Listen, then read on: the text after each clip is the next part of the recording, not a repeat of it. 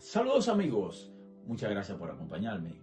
Hoy tenemos algo muy especial, la serie de obras de arte basado en el estanque de Giverny, la casa del gran Claude Monet.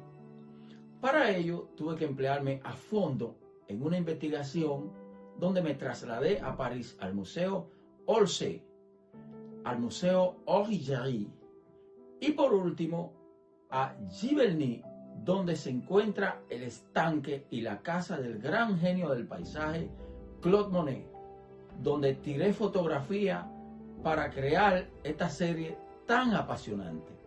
Espero que la disfruten.